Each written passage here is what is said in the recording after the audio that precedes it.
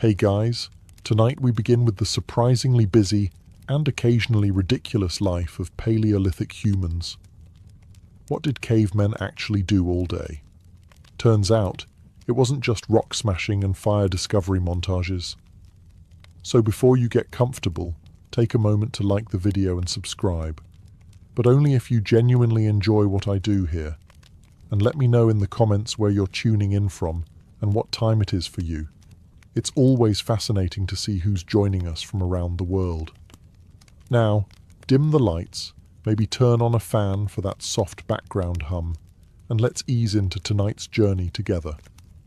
The average day for a caveman began at dawn, or slightly before, depending on how loud the wind was or whether someone nearby started coughing again.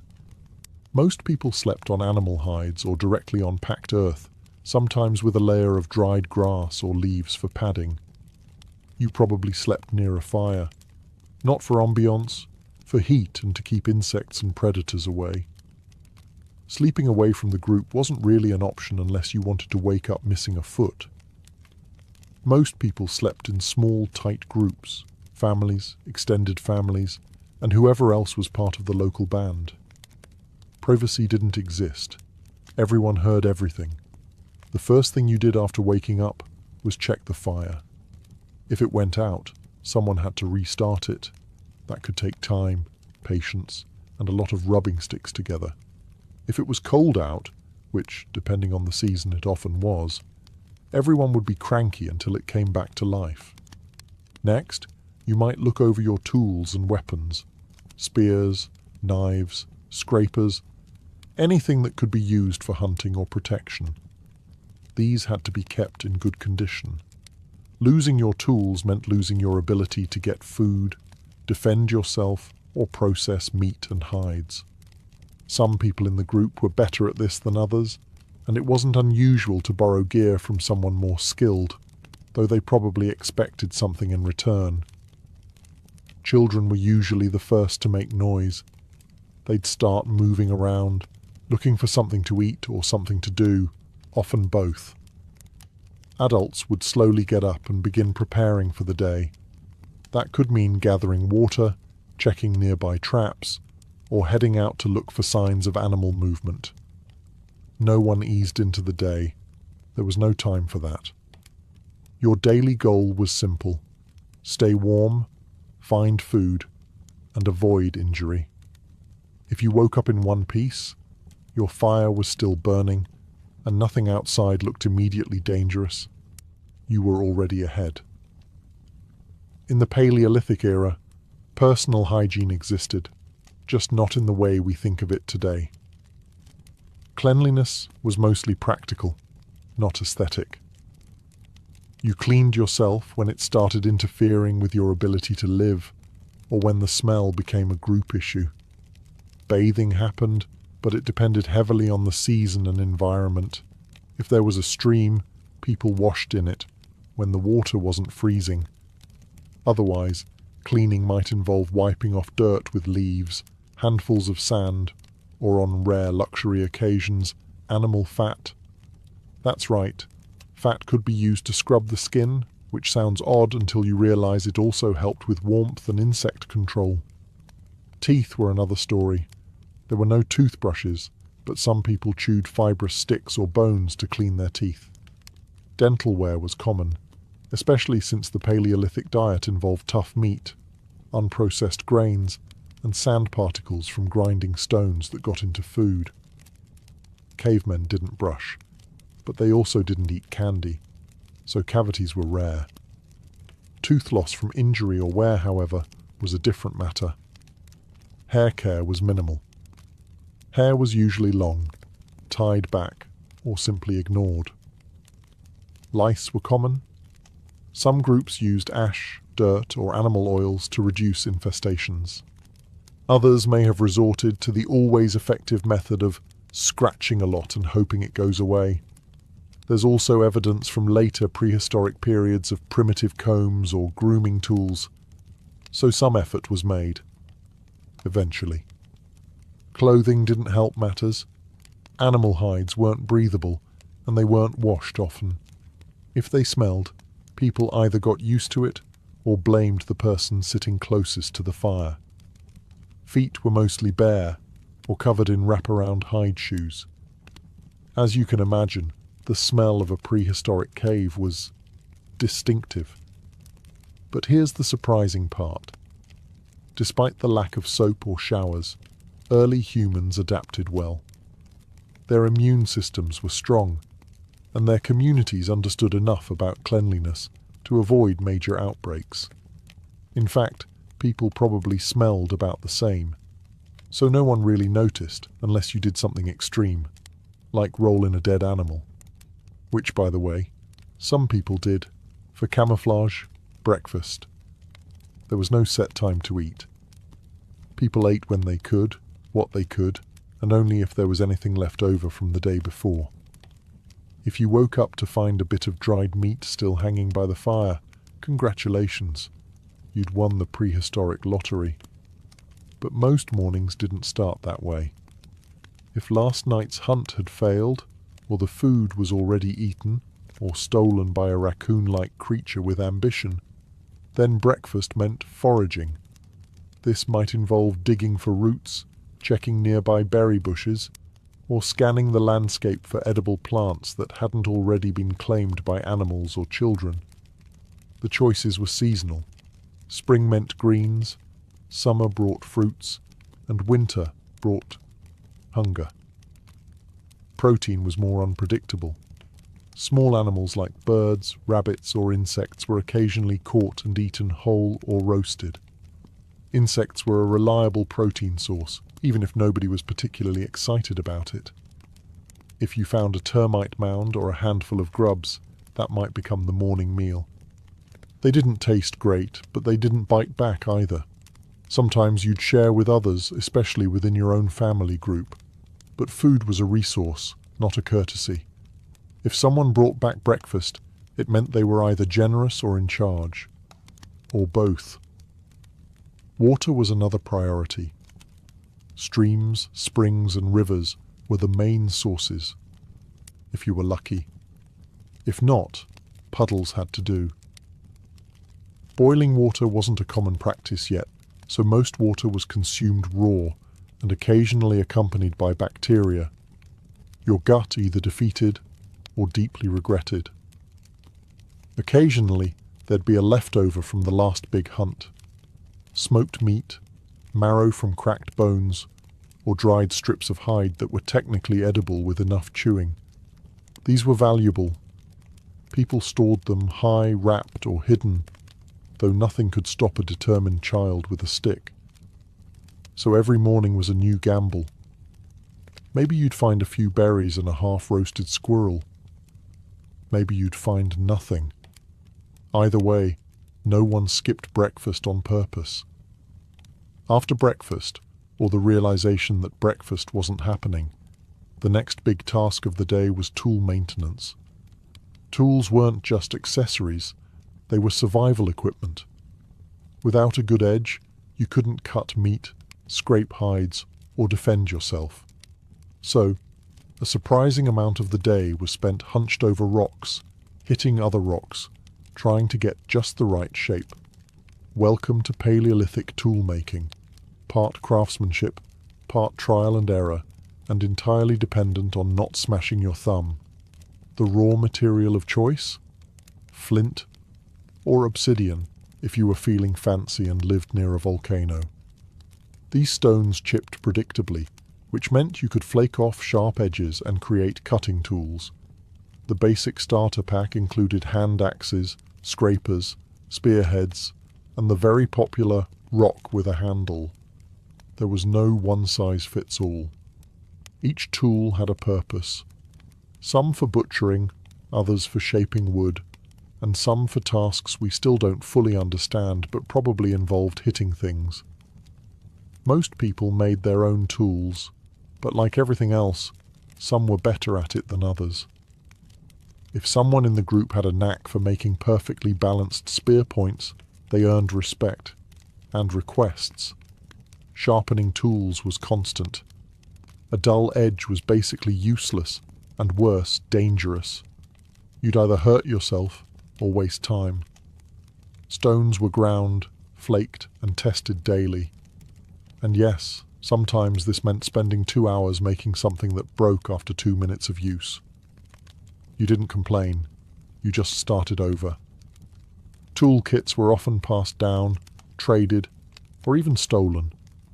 If you lost yours, you weren't just embarrassed, you were in serious trouble. The moment you had nothing sharp on hand was usually the moment something with claws showed up. Occasionally, creativity kicked in. Someone might tie a rock to a stick with animal sinew and call it a hammer. Others discovered bone tools, flexible, lightweight, and perfect for fine tasks. These innovations were the seeds of later technological revolutions, even if their inventors were mostly just trying to cut something faster. Once the tools were ready, and breakfast, or the lack thereof, had been resolved, it was time to tackle the main event: the hunt. Hunting in the Paleolithic world wasn't a solo hobby. It was a full-team operation, often involving every able-bodied member of the group, plus one guy who mostly shouted useful things like, "Go left," and "That's not a deer." Large animals were the jackpot. Mammoths, bison, wild horses. Anything big enough to feed the entire group for a week was worth the risk. But they were also dangerous. Mammoths didn't just stand around waiting to be speared. They were fast, heavy, and had no patience for hairless bipeds with wooden sticks. Planning a hunt took real coordination. Scouts went ahead to track herds. Others prepared traps, pits covered with branches, natural choke points near rivers, or just steep cliffs if the group was feeling ambitious and slightly reckless.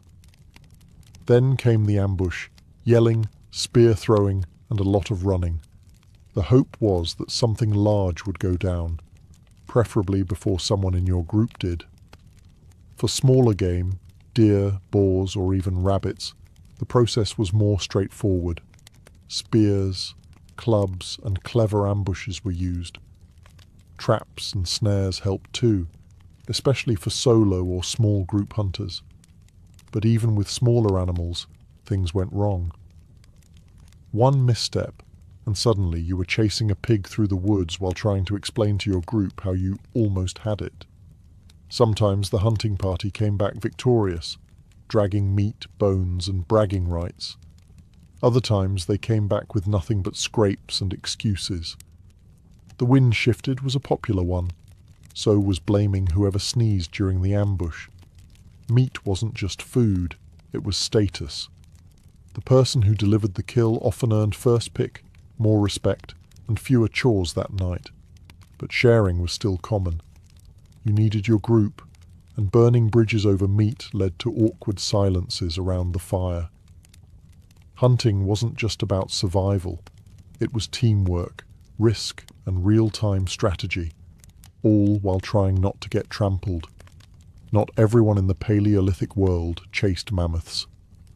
Some people had a much more practical job, finding things that didn't fight back. Foraging wasn't as dramatic as hunting, but it was essential, and frankly, more successful most of the time.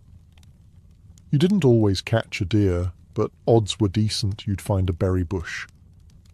The foraging crew, often made up of women, older adults, and kids who weren't old enough to throw a spear without hitting a tree, covered a lot of ground. They searched for edible plants, berries, nuts, roots, seeds, mushrooms, and anything else that didn't taste like regret. Knowing what was safe to eat was a matter of experience, trial and error, and unfortunately, the occasional funeral. Foragers developed strong mental maps of their terrain. They remembered which valleys had tubers, which trees dropped the best nuts, and which plants looked edible but definitely weren't. They passed this knowledge down carefully. Mistaking a good route for a poisonous one could turn your afternoon snack into an emergency. But it wasn't all safe and slow-paced. Sometimes foragers had to deal with wildlife too. Competing with birds, squirrels, or even bears over berries was a very real thing. and stepping into a wasp nest while reaching for honey was a mistake no one made twice, voluntarily. Foraging also meant multitasking. While gathering food, people might also collect firewood, feathers, bark, or herbs for medicine. Children tagged along, learning the ropes and occasionally trying to eat things they shouldn't. You kept an eye on them and tried not to lose track of anyone while arguing over whether that mushroom looked weird this time. The food gathered was often more reliable than hunted meat. Plants don't run away, nuts don't stab you, and if you timed it right, a single day's harvest could feed the group for several meals, or at least provide snacks between failed hunts. Foragers were the quiet heroes of the tribe. They weren't dramatic, they didn't show off. But when the hunting party returned empty-handed, it was the gatherers who saved dinner. If there was one thing that made Paleolithic life even remotely manageable, it was fire. Fire cooked your food, kept you warm, scared off predators, and let you see your own feet after sunset. Without it, your odds of survival dropped fast, which is why every group had an unspoken rule: don't let the fire go out. Someone, usually whoever got the short end of the stick that day, was put on fire duty. This meant keeping an eye on the flames, feeding it with wood, and occasionally panicking if the wind shifted or the coals looked too dim. It wasn't glamorous, but it was essential. You could go without breakfast. You could limp through a bad hunt. But if the fire went out?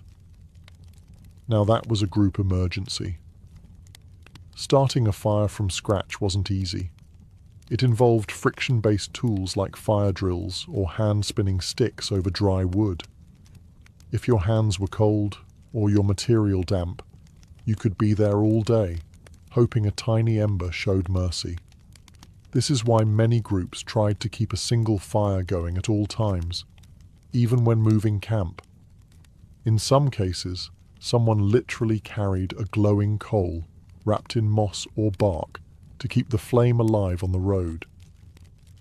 This person had one job, and the pressure was very real.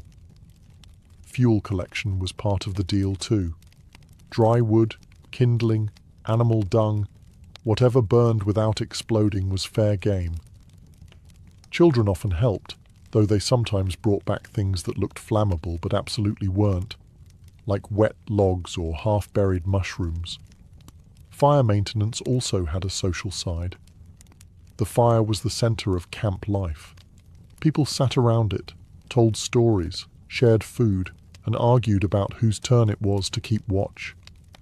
The fire pit was, in a way, the original living room, except if someone fell asleep on duty, it could freeze everyone to death. No one got praise for keeping the fire going.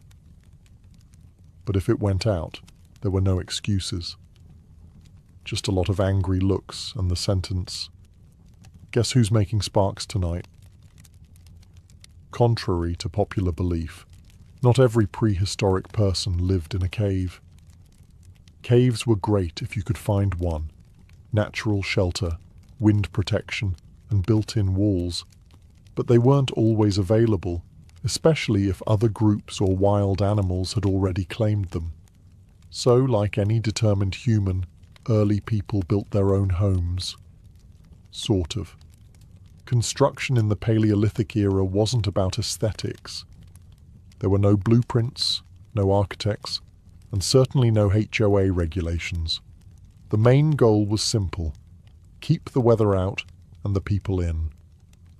If you lived in an area without usable caves, you probably built huts or shelters from wood, bones, mud, grass, and whatever else was lying around. A solid framework of branches or mammoth ribs would be lashed together with animal sinew or vines, then covered with hides, bark, or packed dirt. The result? A lopsided structure that leaked slightly less than standing outside. Building was a group effort. One person held the sticks, another did the tying, and someone stood nearby pretending they knew what they were doing.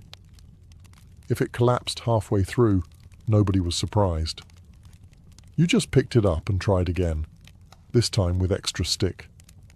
Weather was always a problem. Rain turned dirt floors into mud pits.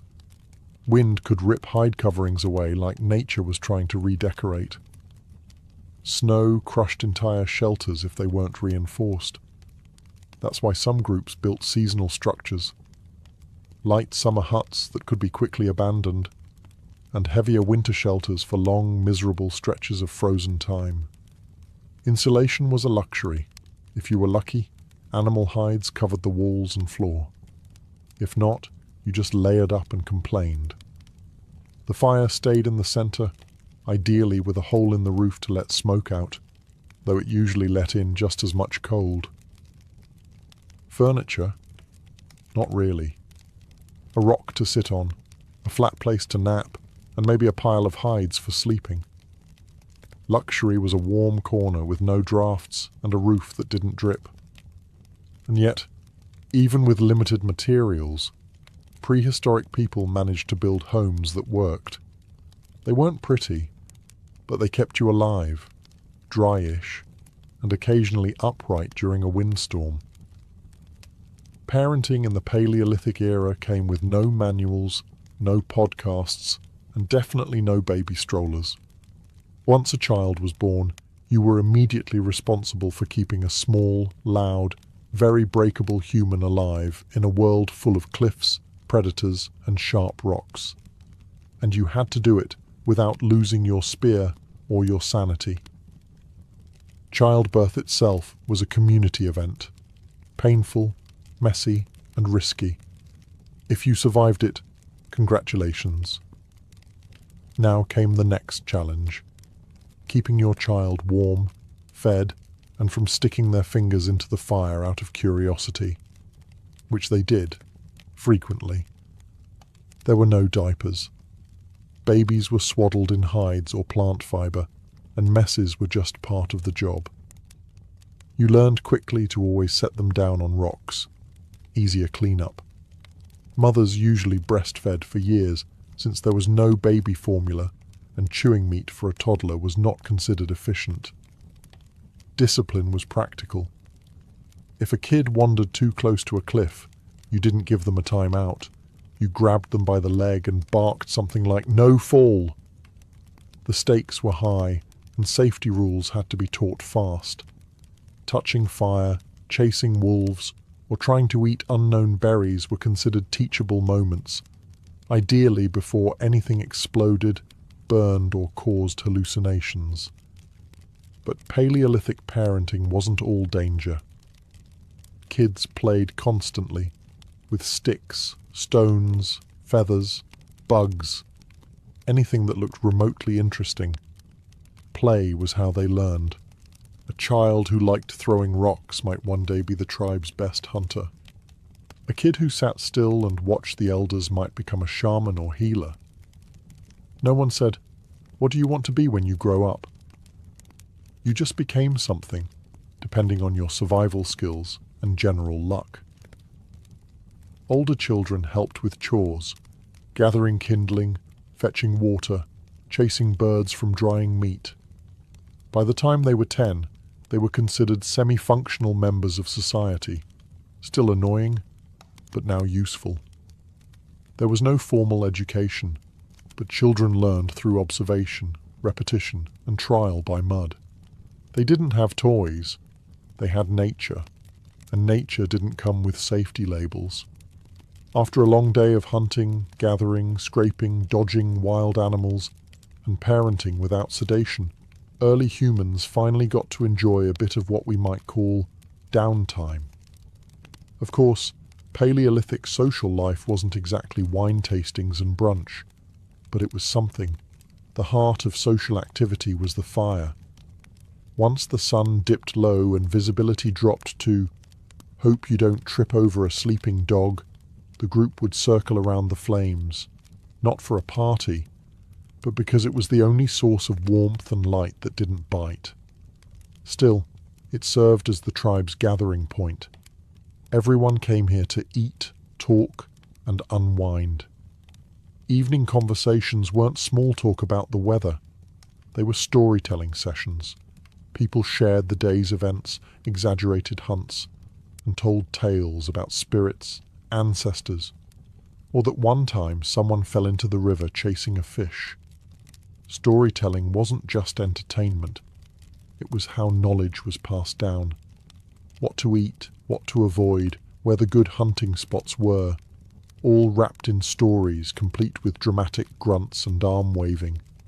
Music and dancing also made appearances, though it wasn't exactly coordinated. Someone would bang two stones together rhythmically, someone else might hum or chant, and suddenly 3 children would start spinning in circles because no one told them not to. Instruments included hollow bones, stretched hide drums, and literally anything that made a vaguely satisfying sound. Bragging was also a big part of social life. If someone had a successful hunt, they would mention it, repeatedly. If they made a sharp tool, they'd casually show it off while pretending not to care. Social status wasn't about wealth, it was about skills. Who could hunt? Who could lead? Who could keep the fire going without burning their own eyebrows off? And flirting? Oh, it happened. There weren't many options, so romantic gestures were often subtle. Sharing food, sitting closer to someone, or not laughing when they misidentified a pile of dung as a rare root. Relationships formed slowly, and usually with the quiet understanding that "you didn't throw a rock at me today" was a good sign. Courtship was subtle, practical, and usually involved more grunting than poetry. Still, early humans managed to figure out how to form partnerships, somehow, despite the complete lack of scented candles or deodorant. The first step in courtship was proximity. You lived in a small band of maybe 20 to 40 people, which meant your dating pool was basically whoever hadn't already been claimed by someone else or wasn't related to you. Not ideal, but there was no prehistoric version of Tinder, unless you count locking eyes while chewing the same piece of roasted squirrel. Flirting was quiet, and by today's standards, kind of strange. Sharing food was a big deal. If someone gave you the choicest piece of meat or a handful of berries they didn't technically have to part with, that was interest. Helping someone scrape a hide or carry water, also a green flag. Early romance was based on effort, not eloquence. Appearance mattered, but only up to a point. You weren't judged on your outfit. Everyone wore some variation of fur and dirt. What counted was your ability to survive. A good hunter or skilled forager had a better shot at attracting a mate than someone who sat by the fire all day carving questionable-looking statues. Pair bonds were often long-term, but not always permanent. People stayed together for cooperation, raising children, sharing food, surviving bad winters. If it wasn't working, a quiet separation occurred. No paperwork, just fewer shared tasks, and more awkward silences during group meals. Sexual relationships were probably more flexible than modern assumptions allow. Some anthropologists suggest that early humans were less possessive than later agricultural societies.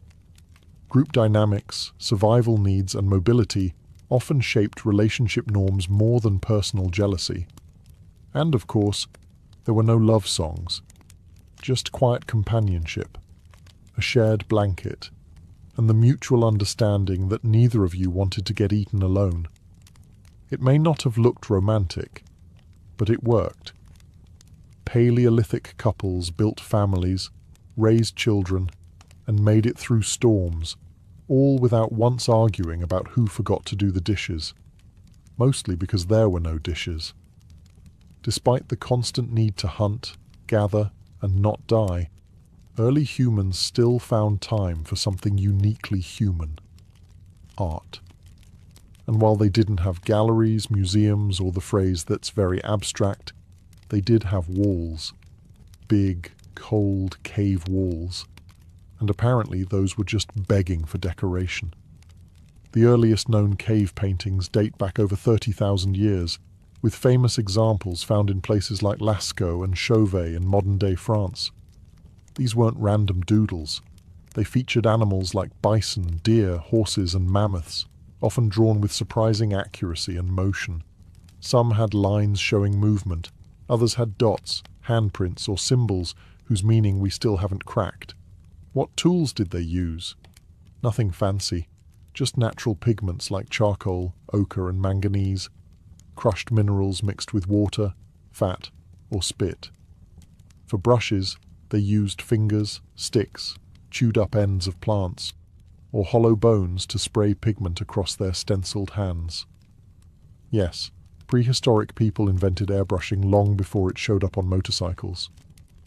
Why did they paint? No one knows for sure. Maybe it was storytelling. Maybe spiritual beliefs. Maybe someone just had an eye for composition, and no one told them to stop. Some anthropologists believe the art was connected to hunting rituals, a way to summon success or pass on knowledge about which animals to chase and which ones to avoid. The artists probably worked by firelight, deep inside caves, in places no one lived, meaning they were making art just to make it. No commercial gain, no Instagram followers, just human expression in the rawest form.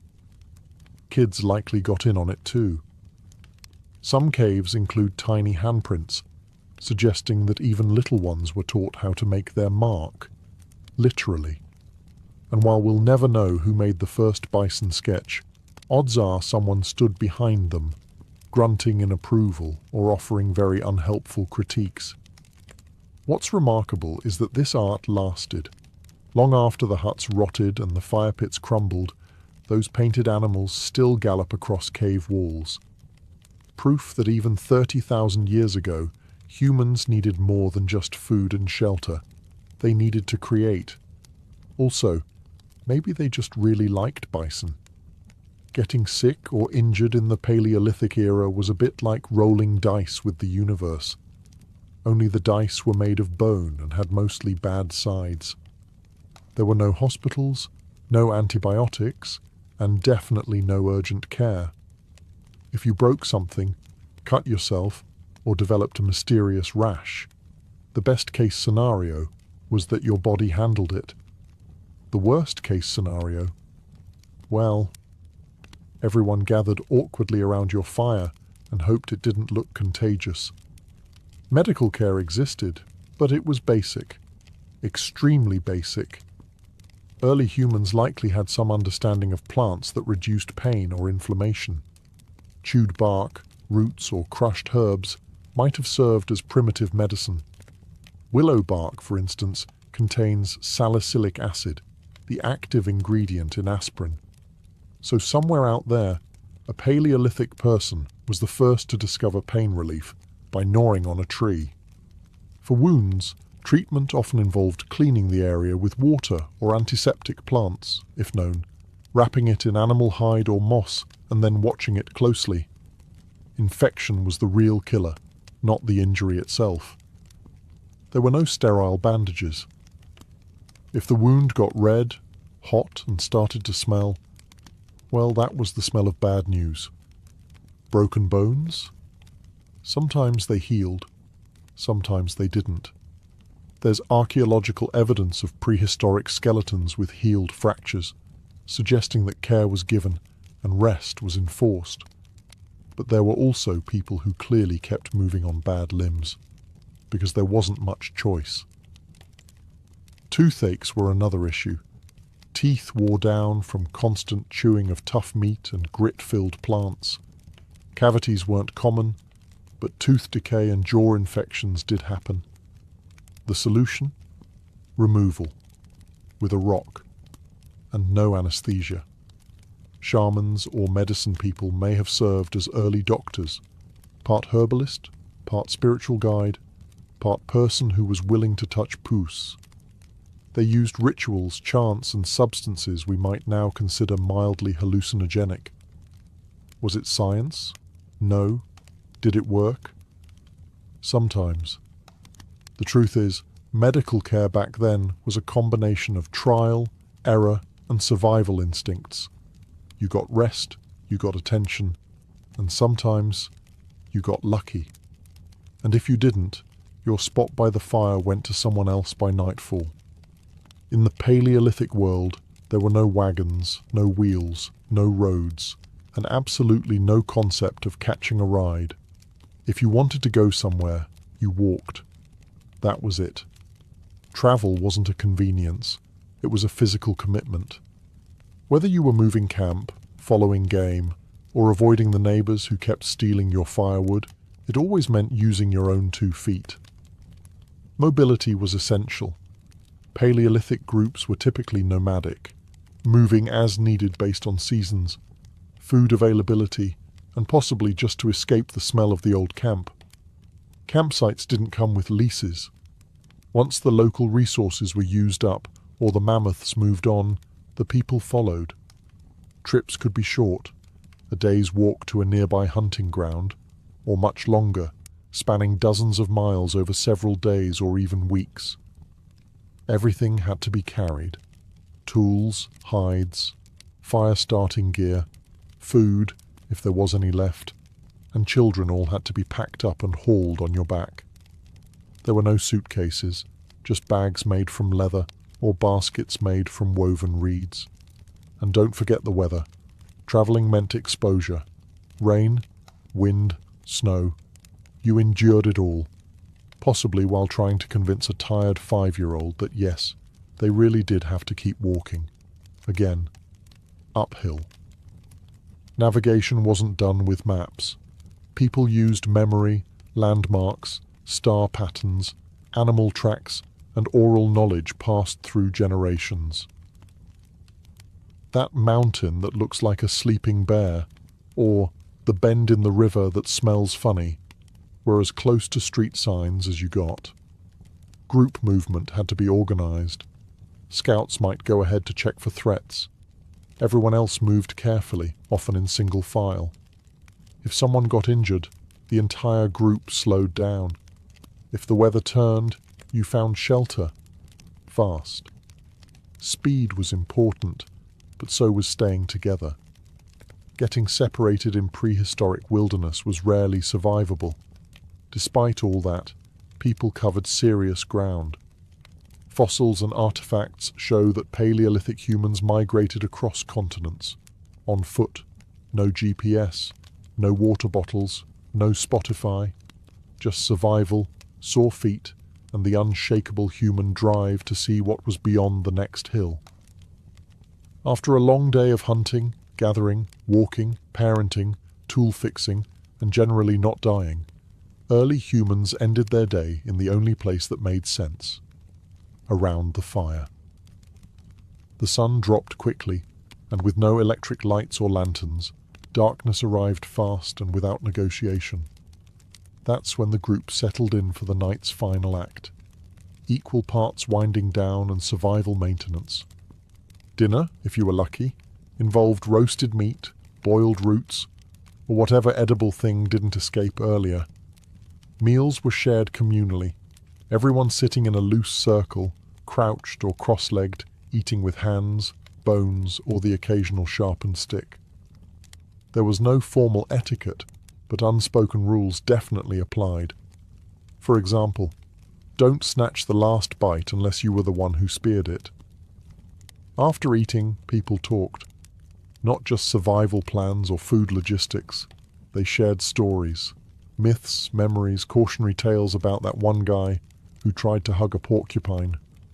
Oral storytelling was the Paleolithic version of Netflix minus buffering. These stories passed down knowledge, entertained kids, and probably exaggerated everyone's hunting skills by at least 30%. Sometimes there was singing, rhythmic, simple chants or calls passed between voices. A piece of bone might double as a flute. A hollow log, drum. The music wasn't polished, but it didn't have to be. It kept the cold away just a little longer. By now, most people were physically drained. The day didn't leave much energy for deep philosophical discussions. Kids passed out first, curled up next to parents or in a pile of furs. Adults lingered longer, staring into the fire like it held answers, or maybe just zoning out. Same thing. Before sleep, someone always checked the fire, the unsung hero of the group. If the flames looked low, they were fed. If the wind shifted, barriers were adjusted. And if someone forgot to check, well, they'd hear about it first thing in the morning. In December 1938, two German scientists, Otto Hahn and Fritz Strassmann, bombarded uranium with neutrons, and the results were baffling. They hadn't just altered the element, they had split it. Nuclear fission had just been discovered. Word of the experiment raced through the global physics community like a lightning strike. And while the implications were still theoretical, one thing was instantly clear. If fission could be controlled and harnessed, it could unleash an explosion of unimaginable power. And that terrified the scientific world, especially in the United States, because Nazi Germany, home to some of the brightest physicists on Earth, had just taken the first step toward a doomsday weapon. Physicist Leo Szilard, a Hungarian Jew who had fled Europe, immediately grasped the stakes. If Hitler's scientists built an atomic bomb first, the world wouldn't just lose a war, it might lose its future. Alongside fellow refugee Albert Einstein, Szilard drafted a letter to President Franklin D. Roosevelt, warning that the Germans might be working on exactly that. Einstein signed it. The letter was delivered in October 1939. Less than 2 months after World War II had begun. Roosevelt didn't rush into action, but he didn't ignore it either.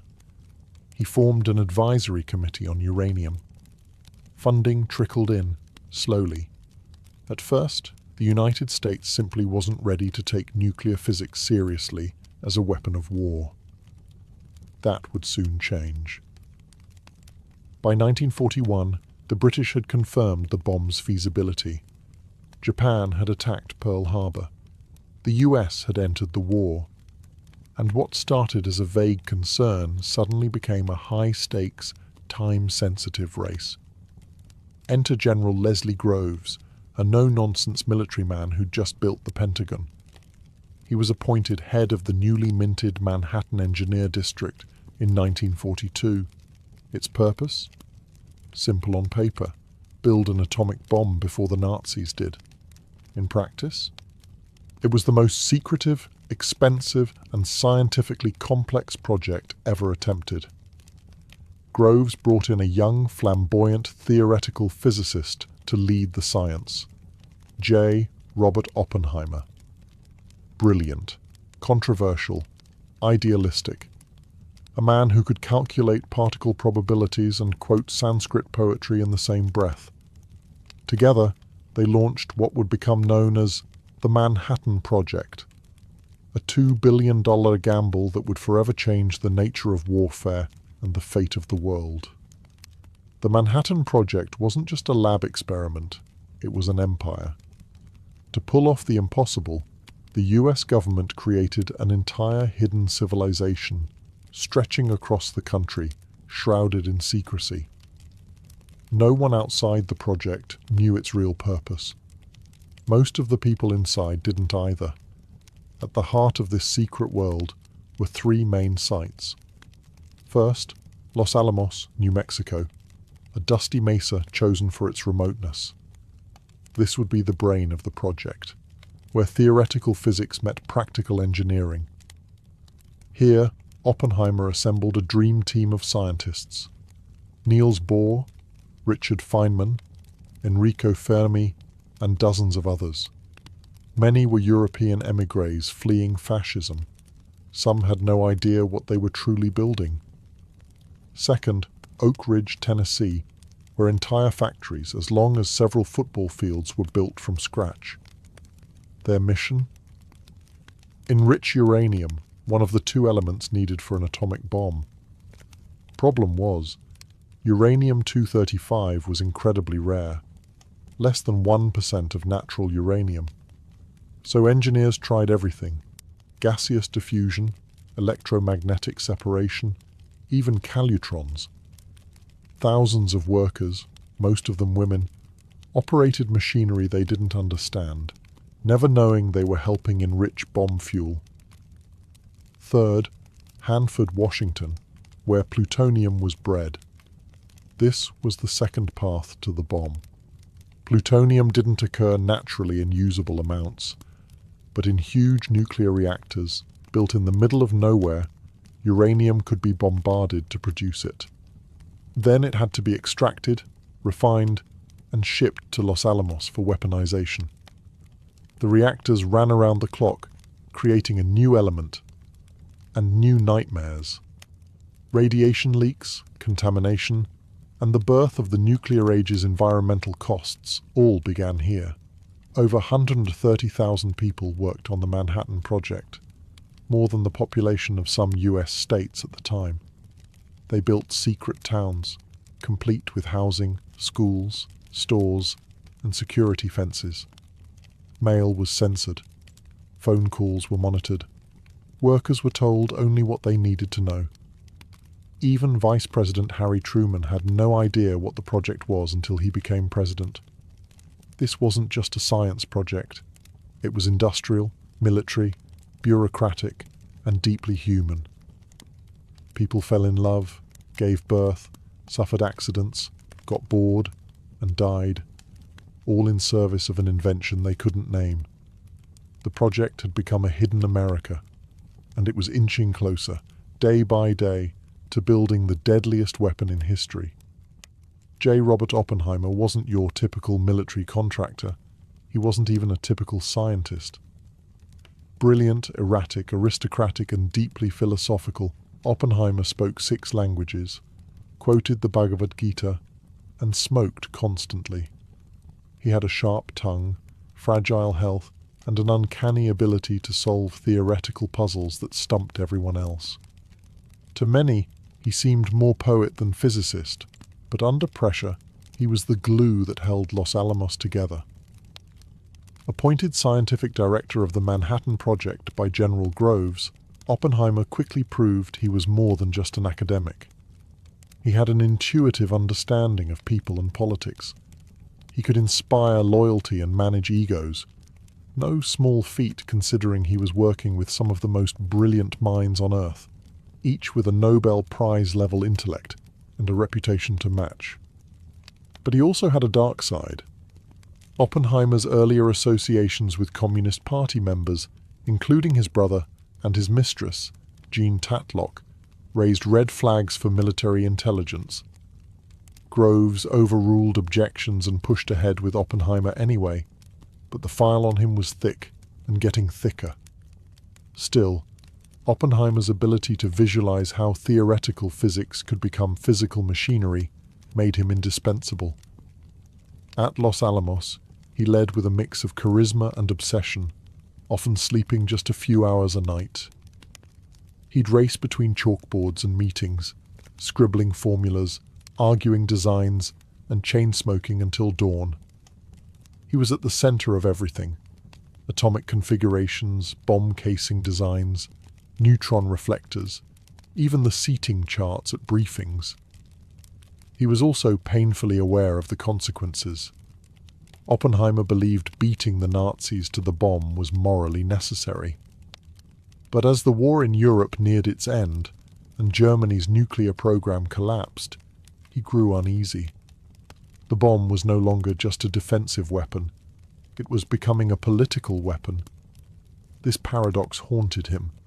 He had summoned the greatest minds of the age to unleash destruction never before imagined. Every success brought them closer not to victory, but to a line that once crossed could never be uncrossed. In private, Oppenheimer remained conflicted. In public, he remained focused. As the team finalized bomb designs, one chilling truth grew clearer. They wouldn't just be changing warfare, they'd be changing the nature of humanity's relationship with power itself. By late 1944, theory had given way to blueprints. Blueprints became parts. Parts became prototypes. The Manhattan Project was no longer an experiment. It was an assembly line for Armageddon. But building a nuclear bomb wasn't like building a tank or a plane. This was uncharted territory, and nothing came easy. Engineers, machinists, and physicists at Los Alamos were now focused on two types of bombs, each with its own terrifying complexity. The first was the uranium bomb, nicknamed Little Boy. It relied on the principle of a gun-type mechanism. Fire one chunk of uranium-235 into another at high speed, and you get a chain reaction. Simple in concept, horrifying in practice. The enriched uranium came from Oak Ridge, Tennessee, in tiny, hard-earned quantities. Each gram took enormous effort, and they needed over 60 kilograms. Every calculation had to be perfect. There would be no test run. Little Boy would go straight to the battlefield.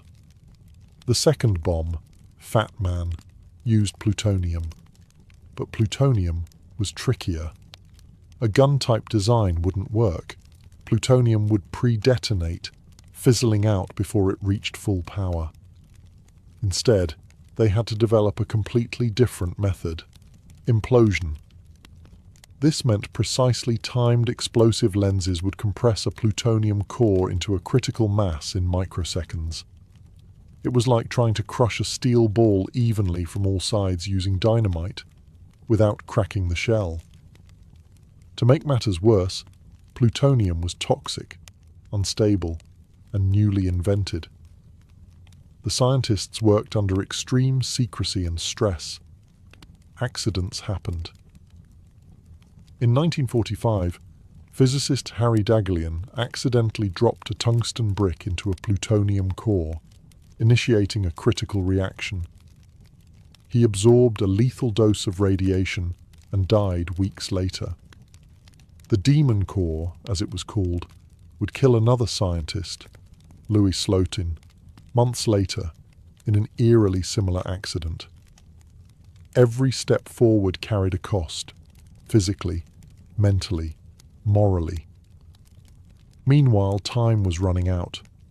Germany had surrendered, Japan fought on, and Washington wanted results. The scientists at Los Alamos knew what they were making, but not where it would go or who it would kill. Inside the workshops, the final pieces were coming together: metal casings, precision detonators, nuclear cores. Each component a marvel of science. Together, they would form humanity's most lethal invention. The only thing left now was to test it, not in theory, not in simulation, in fire, in desert, in real life. On July 16, 1945, at precisely 5:29 a.m., the New Mexico desert turned into the birthplace of the nuclear age. The test was codenamed Trinity, and it was the first detonation of a nuclear device in human history. The bomb they tested was a plutonium implosion design, the same type as Fat Man. It had never been tested before. Unlike Little Boy, which the scientists believed would work based on simple physics, Fat Man's complex implosion mechanism made it unpredictable. It could fail, it could fizzle, or it could destroy everything around them. Tension ran high. Oppenheimer, Groves, and hundreds of scientists gathered at observation points miles from the detonation site. Many wore welding goggles. Some had sunscreen smeared on their faces, hoping it would protect them from the unknown light that was about to be born. Others took bets on whether the blast would ignite the atmosphere. It sounds absurd now, but back then, they genuinely weren't sure. At the exact moment of detonation, the desert exploded with a flash brighter than the sun. The shockwave knocked people off their feet. The heat could be felt over 10 miles away. A mushroom cloud soared 40,000 feet into the sky. The earth itself seemed to pause. One observer described it as being present at the birth of the world. Another said it felt like the gates of hell had opened. Oppenheimer didn't cheer. He whispered a line from the Bhagavad Gita, "Now I am become death, the destroyer of worlds." The test was a success, a terrifying, undeniable success. It confirmed that the United States now possessed a weapon that could annihilate entire cities in seconds. But it also marked the beginning of a profound moral reckoning. Photographs were taken, measurements recorded. Glass-like sand, now called trinitite, formed at ground zero. But what lingered most wasn't scientific data, it was silence, awe, and the haunting awareness that mankind had crossed a threshold that could never be uncrossed. News of the test was kept tightly sealed. President Truman, then attending the Potsdam Conference in Germany, was informed via a coded message. The baby is born. The war was still raging in the Pacific. Japan had not yet surrendered. And now, the United States held the power of annihilation. The question wasn't if they would use it. It was where and when. Less than a month after the Trinity test, the theoretical horror became a real one. The United States had 2 working bombs and a fateful decision to make. On August 6, 1945, a B-29 bomber named Enola Gay lifted off from Tinian Island. Its payload, Little Boy, the uranium bomb. The target, Hiroshima, a city of military importance, but also full of civilians. At 8:15 a.m., the bomb was released. 43 seconds later, the sky erupted. The explosion leveled 5 square miles of the city. Temperatures reached 7,000 degrees Fahrenheit at the epicenter. Over 70,000 people died instantly, vaporized or crushed. Fires raged. Survivors, burned and blinded, stumbled through a nightmare landscape of twisted steel and ash. In the following weeks, tens of thousands more would die from radiation sickness, injuries, and trauma. The world had never seen destruction like this. And yet, the war continued. Japan's leaders hesitated. Some wanted surrender, others wanted terms. The US, interpreting silence as resistance, prepared a second strike. On August 9th, the plutonium bomb, Fat Man, was loaded onto another B-29, Boxcar. The primary target was Kokura, but cloud cover forced a change. The bomb was dropped over Nagasaki at 11:02 a.m. The terrain of Nagasaki limited the blast somewhat, but the destruction was still catastrophic. Around 40,000 people died instantly. The blast obliterated factories, homes, temples. Once again, thousands more would succumb in the following days from burns, trauma, and radiation. Within hours, the Japanese cabinet convened in chaos. The emperor himself, Hirohito, intervened. For the first time in history, a Japanese emperor spoke directly to his people, announcing unconditional surrender. The war was over. But the debate had just begun. Did the bombs end the war, or did they usher in something worse? Were they necessary, or a horrific show of force? Some scientists had begged for a demonstration instead of a city strike. Their pleas were ignored. Others, like General Groves, felt no remorse at all. The world had entered a new reality, one where peace was enforced by the threat of absolute destruction. The bomb had done its job, militarily, but morally, philosophically, spiritually? Those questions would echo for generations. What was undeniable? In 2 flashes of light, the 20th century had split. There was the world before the bomb, and everything that came after. The mushroom clouds had barely settled before the world, and especially those involved, began to wrestle with what had just happened. At Los Alamos, the celebrations were muted. Yes, the bomb had worked, Yes, the war was over, but the scale of devastation stunned even those who had built it. Photos of charred bodies and flattened cities reached the laboratories. Survivors' stories trickled in. Scientists who once poured their genius into making the weapon now stared into an ethical abyss.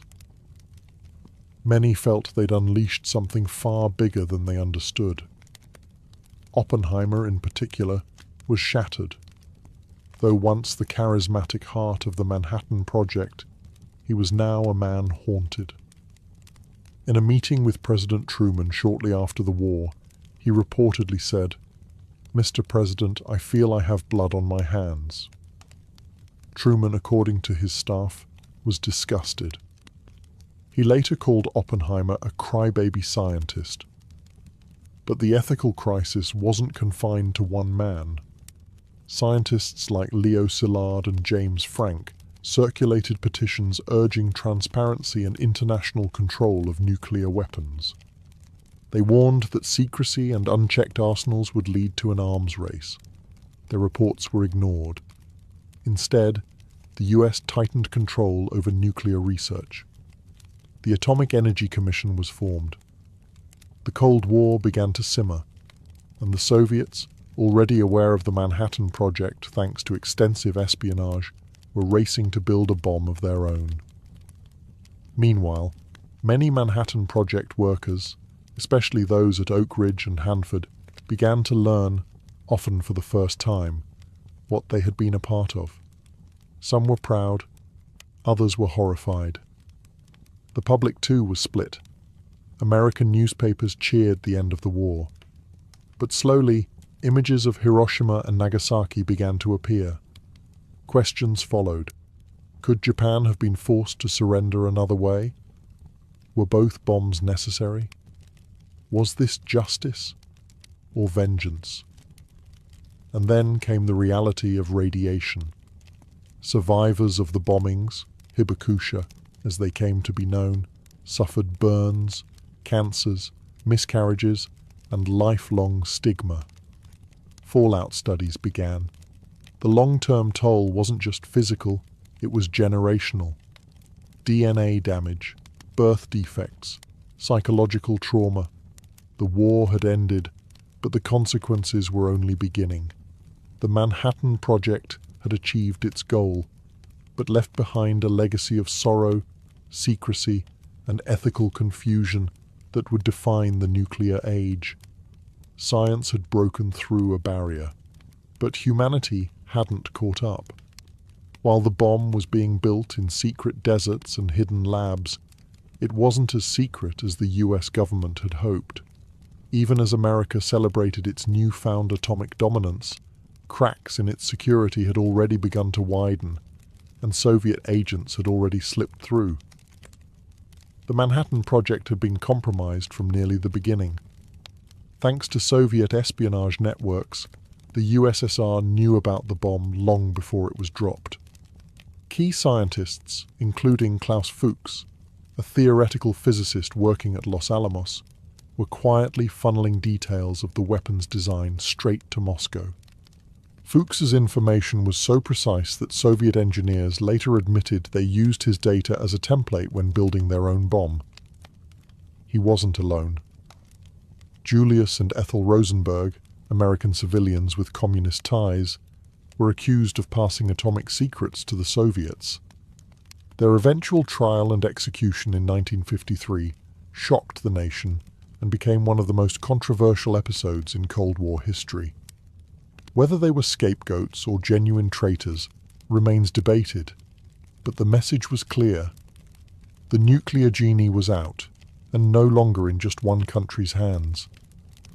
The Soviet Union detonated its first atomic bomb in 1949, just 4 years after Hiroshima. It was faster than most American officials had expected. The world was now a multi-nuclear landscape, and the arms race was officially on. America's monopoly on ultimate destruction had lasted less than half a decade. What followed was a new kind of warfare, not of bullets, but of brinkmanship. Nations now held weapons that could annihilate cities with a single strike. The logic of conflict shifted. Victory no longer meant who had more troops. It meant who could survive a nuclear first strike or deliver a deadlier one in return. Back in the US, paranoia grew. Loyalty oaths, background checks, HUAC hearings, the Red Scare. Scientists who had once been hailed as national heroes found themselves accused, blacklisted, and interrogated. Oppenheimer himself, the father of the bomb, was stripped of his security clearance in a humiliating hearing that exposed how deeply the political climate had changed. The bomb had won a war, but it had also ignited a new one. Colder, more psychological, and infinitely more dangerous. From the labs of Los Alamos to the gulags of Siberia, a new era had begun, one where silence, suspicion, and surveillance reigned.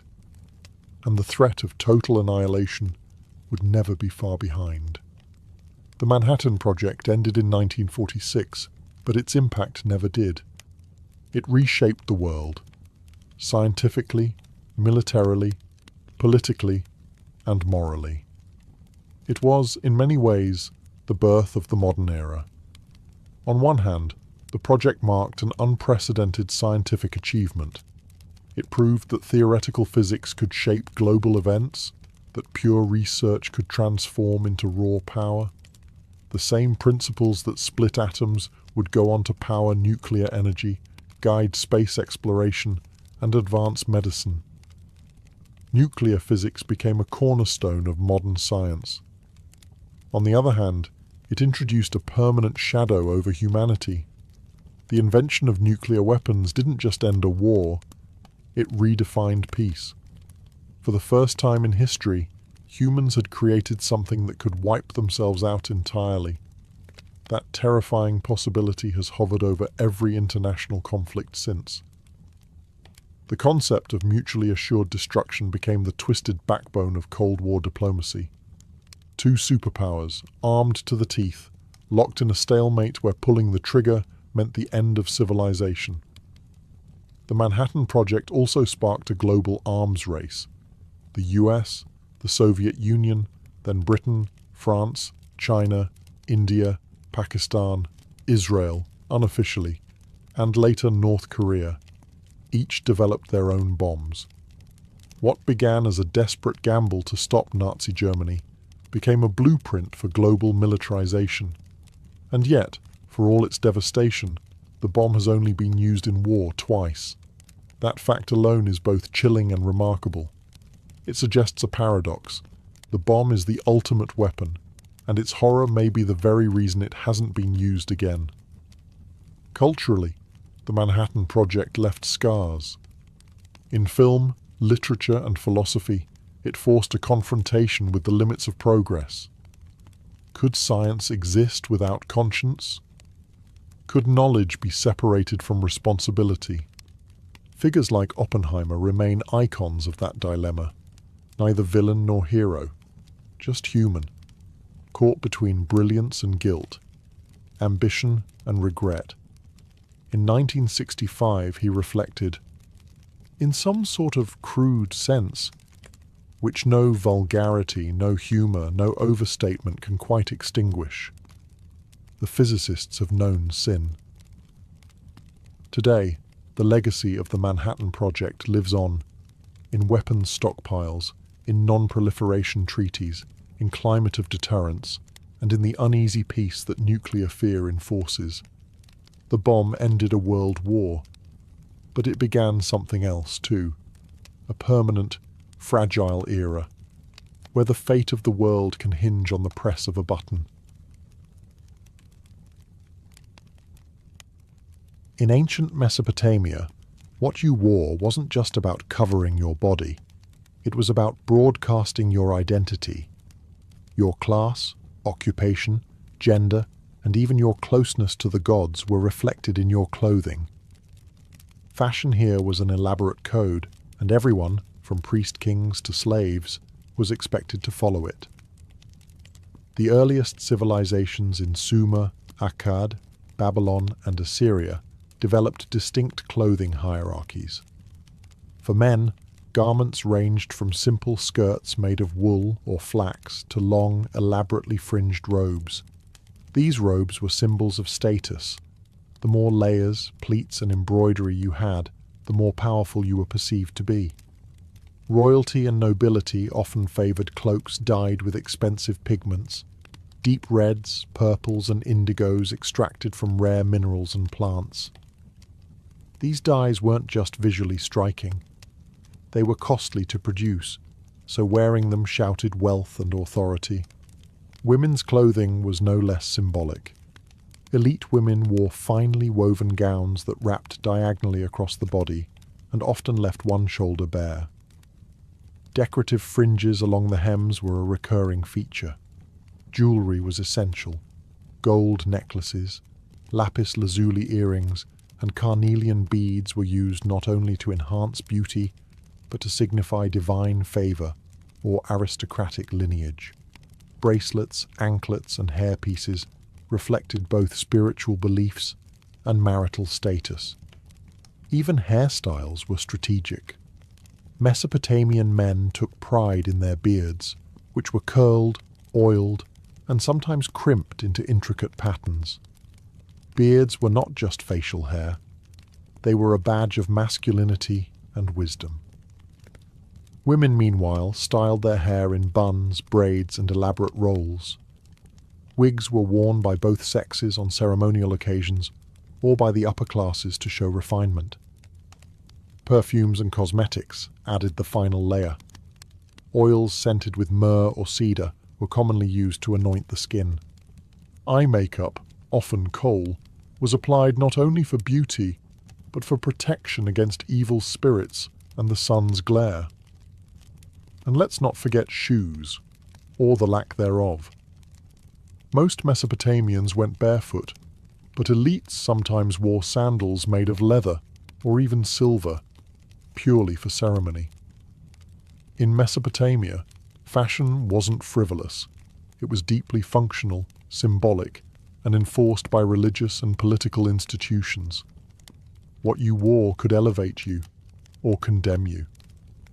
Even 5,000 years ago, people knew appearances weren't just skin deep, they were destiny. In ancient Egypt, fashion served a divine function. What you wore didn't just signal wealth or taste, it reflected your connection to the gods. Clothing was about purity, power, and eternal style. And in a land where life and death were closely intertwined, your wardrobe had to be fit for both this world and the next. Linen was king. Derived from flax, it was the primary fabric for all Egyptians, soft, lightweight, and perfect for the desert heat. But not all linen was equal. The upper class wore finely woven, almost transparent linen that clung to the body in elegant folds. Pharaohs and nobility wore pleated kilts and robes with ornate sashes, often starched and shaped to dramatic effect. The whiter and finer the linen, the more it symbolized purity and favor with the gods. For women, fashion was both sensual and symbolic. Elite women wore sheath dresses, known as calasiris, that were tight-fitting and often supported with shoulder straps. These dresses left little to the imagination, but in Egyptian culture, beauty and fertility were divine virtues. Clothing was designed to highlight the natural form. Modesty, as we know it today, wasn't the goal. Harmony and sacred aesthetics were. Jewelry was more than adornment. It was spiritual armor. Amulets shaped like scarabs, ankhs, and eyes of Horus were common. Gold was the preferred metal of the gods, believed to be incorruptible. Necklaces like the broad collar, or wesek, were worn by both genders and layered with precious stones, turquoise, lapis lazuli, and carnelian. These weren't just pretty, they offered protection and favor from the divine.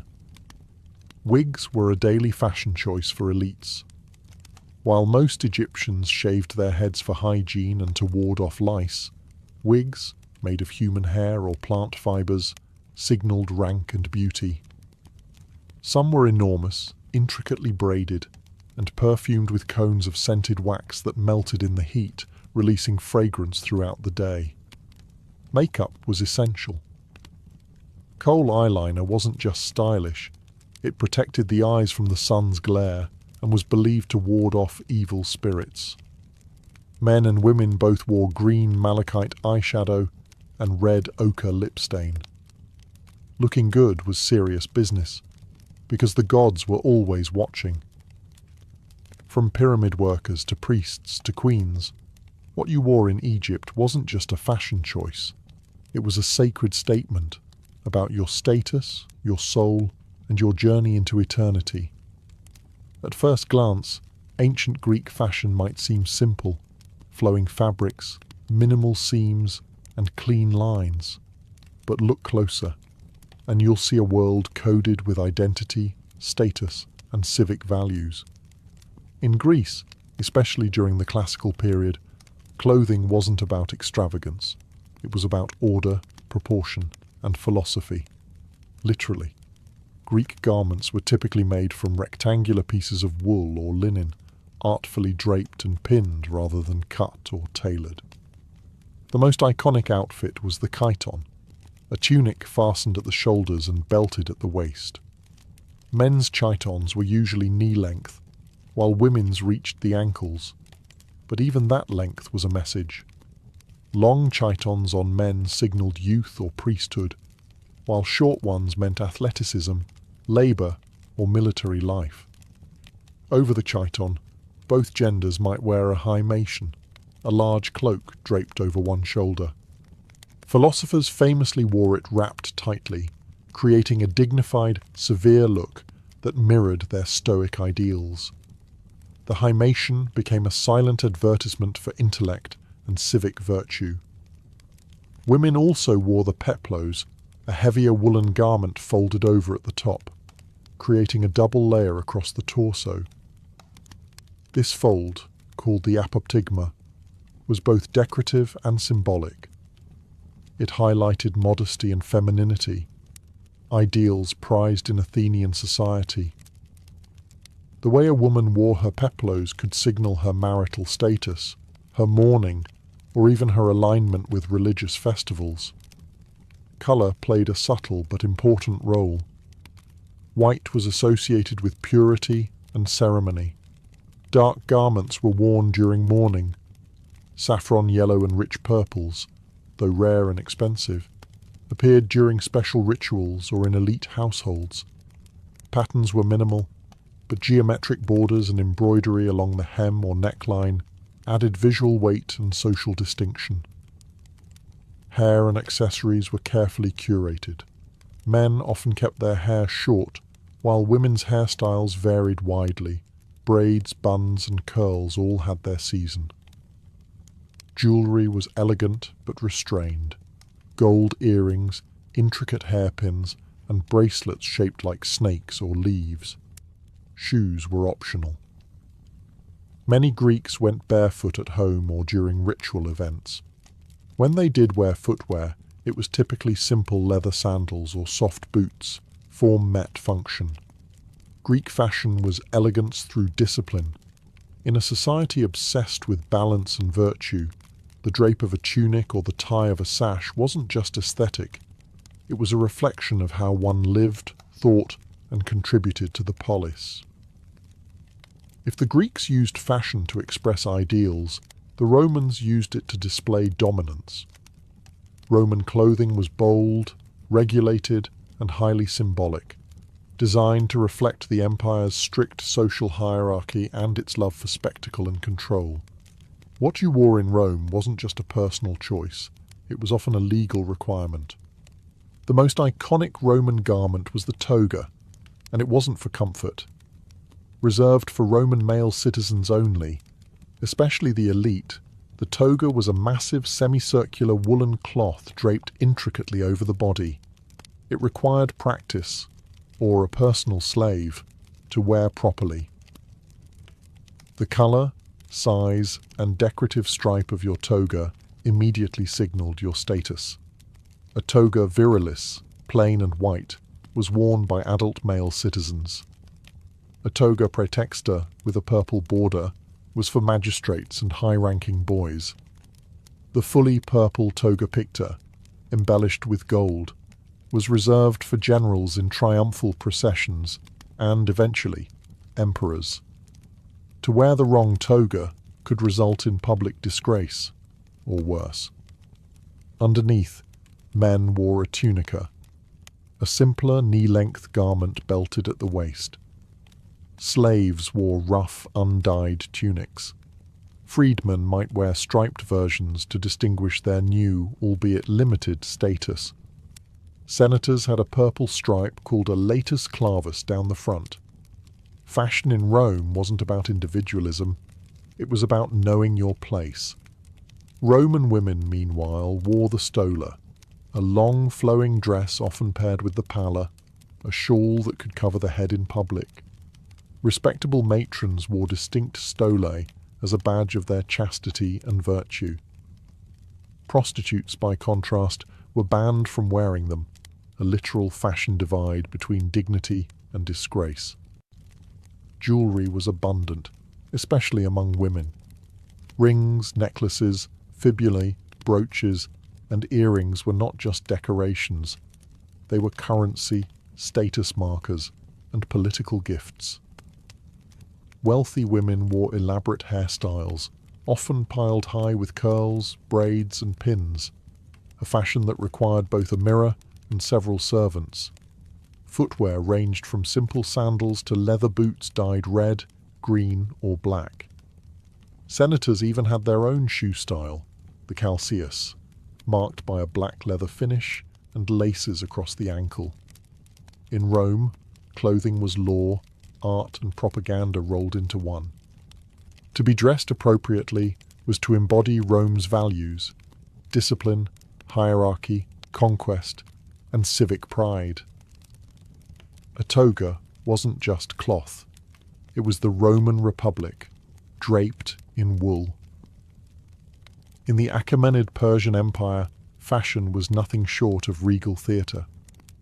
From Darius the Great to Xerxes, Persian rulers dressed not merely to impress, but to intimidate. To see a Persian nobleman walk into a room was to witness a human jewel box, shimmering in embroidered silks, gold ornaments, and divine iconography. Clothing here was about power, but also about cosmology. Unlike the more minimalist Greeks, Persians embraced vivid colours and luxurious textures. Silk, which reached Persia via early trade routes, was reserved for the elite. Embroidery was everything. Tunics and robes were heavily decorated with gold thread, mythical animal motifs, and elaborate patterns symbolizing fertility, protection, and divine favor. The more detailed your garment, the higher your position, and the closer your aura was to the king. Men typically wore long-sleeved tunics with trousers underneath, innovative for the time. Unlike other ancient societies where robes dominated, Persians adopted fitted pants for both practicality and fashion. It was revolutionary, and would later influence Greek, Roman, and even medieval dress. A wide, ornate belt often cinched the tunic at the waist, while layered cloaks draped across the shoulders added weight and formality. Women's fashion was equally refined, though more modest by design. Long dresses with fitted bodices and multiple layers of fabric were common, along with wide sleeves and veils. Jewellery was abundant: gold necklaces, gemstone bracelets, and intricately carved rings. Perfume and cosmetics also featured heavily. Women wore rouge, kohl eyeliner, and scented oils stored in elegant alabaster jars. Headgear was critical. The tiara, or kidaris, a tall, pointed headdress, often decorated with pearls or embroidery, was a signature of Persian royalty. Even lower-ranked courtiers wore embroidered caps or turbans as a sign of affiliation and loyalty to the king. The more elaborate your headgear, the closer you were to the throne. Colours had meaning too. Deep blues and purples were reserved for royalty and high nobility. White represented purity and was often worn by priests during sacred rituals. Red and gold were symbols of fire, the sacred element of Zoroastrianism, Persia's dominant faith. Persian fashion was never accidental. Every fold, every gem, every stitched griffin or lion carried a message. The cosmos is ordered, the king is divine, and you, based on your clothes, better know your place in it. In ancient India, fashion was an art form tied intimately to religion, climate, and cosmic balance. From the Vedic period through the Maurya and Gupta empires, Indian clothing reflected a deep philosophical worldview, where texture, colour, and drapery were not just aesthetic, but sacred. The cornerstone of ancient Indian fashion was unstitched cloth. Instead of tailoring, garments were wrapped, folded, and draped in a variety of regional and symbolic styles. This wasn't a shortcut, it was a principle. In Hindu belief, stitching was sometimes considered impure for ritual wear, so flowing fabrics became the canvas of self-expression and spiritual identity. For men, the most common garment was the dhoti, a rectangular piece of cloth, often white or saffron, wrapped around the waist and tied in a knot. It could be formal or casual, and the style of folding differed by region and caste. Priests, for example, wore it in specific ritual folds that aligned with religious ceremonies. Women wore the sari, still famous today, but in ancient times it looked quite different. It was usually a single piece of cloth up to 9 yards long, wrapped around the waist with one end, the palu draped over the shoulder or head. It left the midriff bare, not as a fashion statement, but as a gesture of fertility and cosmic openness. In many temples, goddesses were adorned in this exact style, reflecting the sacred femininity of the land. The choli, the blouse worn under a sari, emerged later in history. In earlier periods, upper body coverings varied greatly depending on social norms and climate. In some areas, especially in southern India, women wore the sari without a blouse at all, while in colder regions, shawls and veils were added. Textiles were India's pride. Cotton was first cultivated here, and Indian weavers mastered techniques like block printing, resist dyeing, and fine spinning. The muslin of Bengal was so delicate it was called woven air. Silk, too, was a staple of royal and sacred attire, especially in Buddhist and Jain traditions. Jewellery was worn by all classes: necklaces, bangles, anklets, nose rings. Each piece had astrological, spiritual, or marital meaning. Even children wore talismans to ward off evil. In ancient India, fashion was not bound by fast-changing trends. It was a living philosophy, soft, unstitched, layered in meaning, and always attuned to the divine. In ancient China, fashion was far more than decoration. It was a living system of ethics, cosmology, and imperial order. Whether during the Shang, Zhou, or Han dynasties, what you wore was a reflection of your social role, your harmony with the universe, and your relationship to the emperor. The most iconic garment in early Chinese history was the hanfu, a flowing robe with wide sleeves, a crossed collar, and a sash at the waist. It wasn't just a fashion staple. It was a visual embodiment of Confucian ideals. Modesty, structure, and respect for hierarchy were sewn into every pleat. Men and women alike wore hanfu, but the details, colour, fabric, trim, and length, differed dramatically based on class, age, and occasion. Colours were strictly regulated. Under the Zhou dynasty, colour codes were established to align with the 5 elements philosophy: yellow for earth, centre; red for fire, south; blue-green for wood, east; white for metal, west; and black for water, north. Yellow was especially sacred, reserved for the emperor alone. To wear it as a commoner was a direct insult to the throne. Layering was key. Nobles and scholars wore multiple robes atop one another, not just for warmth or beauty, but as a symbol of refinement. The more layers, the more elevated your rank. Peasants, by contrast, wore simple tunics made of hemp or coarse wool, belted at the waist with trousers or leggings. Silk was strictly the domain of the upper class, until its production expanded centuries later. Women's attire varied, but generally echoed the Hanfu silhouette, with added sashes, flowing skirts, and elaborate hairpins. Hair was always styled with care, long and pinned up, often with jade combs, gold ornaments, or floral motifs. The higher and more intricate the hairstyle, the greater the refinement. Hair left loose in public was considered improper for women past childhood. Accessories were laden with meaning. Jade, in particular, was seen as the stone of immortality and virtue. Pendants carved with dragons, phoenixes, or clouds symbolized blessings and moral strength. Even shoes had codes. Pointed tips or elevated soles distinguished the refined from the rustic. In ancient China, fashion was harmony in fabric form. It reflected the natural order, expressed human dignity, and upheld the invisible scaffolding of the empire. To dress properly wasn't just courteous. It was a civic and spiritual duty.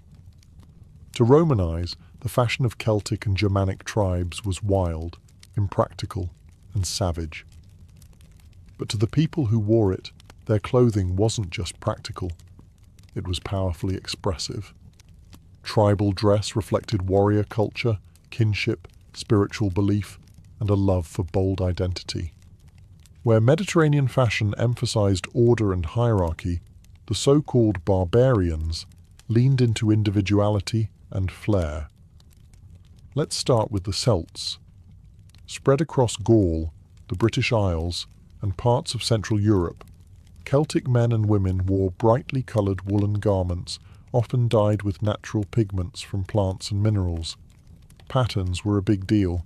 Plaids and checks weren't just decorative, they were tribal identifiers. Each region or clan had its preferred style, centuries before Scotland's tartan system developed. Men typically wore long-sleeved tunics, belted at the waist, with trousers known as bracca, a radical departure from the robe-based attire of Rome or Greece. These trousers were warm, flexible, and ideal for horseback riding and combat. Warriors often went shirtless into battle, covered in tattoos or blue war paint made from woad, a nod to both intimidation and sacred ritual. Celtic women wore layered dresses or skirts with shawls or cloaks fastened by elaborate brooches, called fibulae. Jewelry was worn in abundance. Thick neck rings called torques, bangles, spiral earrings, and amber beads. These items weren't just for show. They marked wealth, tribal role, and sometimes even mystical protection. Hair was another statement. Both men and women braided or coiled their hair, sometimes bleaching it with lime for dramatic effect. Long, styled moustaches and beards were favoured by men, especially among warriors and chieftains. Meanwhile, Germanic tribes, from the Goths to the Saxons, had similar clothing strategies. Tunics, wool cloaks, and layered furs dominated their wardrobes. Animal hides, often worn as capes or trimmed with teeth and claws, were both status symbols and talismans. Metalwork on belts, clasps, and weapons often featured motifs of wolves, boars, and eagles, creatures believed to hold spiritual power. Though dismissed as uncivilized by Roman historians, these tribal fashions were deeply meaningful. They emphasized mobility, identity, and a spiritual connection to the land and ancestors. In a world of constant migration and warfare, what you wore was your flag, your shield, and your mythology, stitched into wool, leather, and bone. By the time the Roman Empire evolved into the Byzantine Empire, fashion had become something altogether different, a fusion of Roman authority, Eastern luxury, and Christian symbolism. In Byzantium, clothing wasn't just about status or wealth, it was a sacred language. Every thread, every jewel, every embroidered icon was part of a divine and political performance. The Byzantine court was obsessed with ceremonial dress. The emperor, seen as God's representative on earth, wore garments so intricate and heavily adorned they bordered on the theatrical. His robes, known as the lauros, were long jewel-studded bands wrapped elaborately around the body. Gold thread was common. Pearls, sapphires, and garnets were stitched directly into the fabric. To see the emperor was to behold a living icon. Colour was strictly regulated. Purple, dyed from the rare murex snail, was the exclusive right of the imperial family. Anyone else caught wearing it could face severe punishment. Even small accents of purple on robes or shoes indicated a connection to the throne. Senators, clergy, and generals had their own colour codes and uniform-like outfits for ceremonies. Byzantine fashion was layered and modest. Both men and women wore tunics called dalmatica, with wide sleeves and embroidered bands known as clavi running vertically down the front. Over these they wore cloaks like the chlamys, fastened with ornate brooches, often shaped like crosses or doves. These layers weren't just practical. They reflected religious values of humility and decorum. Women's fashion in Byzantium was both opulent and devout. Elite women wore long-sleeved robes with tight cuffs, heavily patterned silk fabrics, and elaborate head coverings. Veils and crowns signaled both piety and power. Jewelry was plentiful. Heavy earrings, multi-strand necklaces, and golden belts adorned with religious icons and saints. Even their shoes were embroidered. Christianity influenced everything. Crosses, angels, and sacred inscriptions appeared on belts, pins, and borders of garments. Churches were filled with mosaics depicting saints and royalty in dazzling robes. Real fashion, immortalized in art. Even outside the palace, fashion mimicked the hierarchy. Merchants, scholars, monks, and servants all had clearly defined clothing styles. You didn't just dress for the weather, you dressed for your role in God's order. In Byzantium, fashion wasn't a choice. It was destiny, sanctified by scripture and stitched in silk. Your robe wasn't just a garment, it was your gospel. Before eyeglasses were invented, poor vision was a life sentence, often with serious consequences. If you were nearsighted, reading or fine craftsmanship became nearly impossible. If you were farsighted, sewing, carving, or copying manuscripts was a daily struggle. And yet, for most of human history, there was no solution, just quiet resignation. Ancient civilizations recognized vision problems, but they didn't have the means to fix them. The earliest written reference to impaired vision comes from ancient Egypt. Medical papyri from as early as 1500 BCE describe symptoms that sound a lot like presbyopia, age-related farsightedness. But treatment was largely magical or herbal. There's no evidence of any optical devices. The Greeks and Romans too understood that eyesight could decline with age. Seneca the Younger, in the 1st century CE, reportedly used a glass globe filled with water to magnify text. It worked like a crude magnifying lens, but it wasn't wearable. The first true magnifying lenses came from the Islamic Golden Age. Scholars in Baghdad and Cairo were experimenting with optics as early as the 9th century. The mathematician Alhazen, also known as Ibn al-Haytham, wrote the Book of Optics in the 11th century, laying the groundwork for the science of vision. He described how light enters the eye and how lenses could bend it. But again, there's no record of wearable lenses. Instead, ancient and medieval readers used what were known as reading stones, polished hemispheres of glass or crystal placed directly over the text to enlarge it. These tools date back to around the 10th or 11th century in Europe and the Middle East. They were useful, but clunky. You had to press them against the page, and they only helped with one line at a time. The true revolution came in the late 13th century, in northern Italy, likely in the artisan hubs of Pisa or Venice. It was here that craftsmen began producing the first wearable eyeglasses, turning magnifying lenses from stationary tools into something portable and transformative. These early glasses weren't stylish, but they were revolutionary. For the first time in human history, failing eyesight didn't mean the end of a scholar's or artisan's career. The earliest eyeglasses were convex lenses designed to help with presbyopia, age-related farsightedness, which makes reading up close difficult. These were not mass-produced. Each pair was handcrafted by skilled glassmakers and mounted in simple frames made of wood, bone, leather, or metal. There were no temples.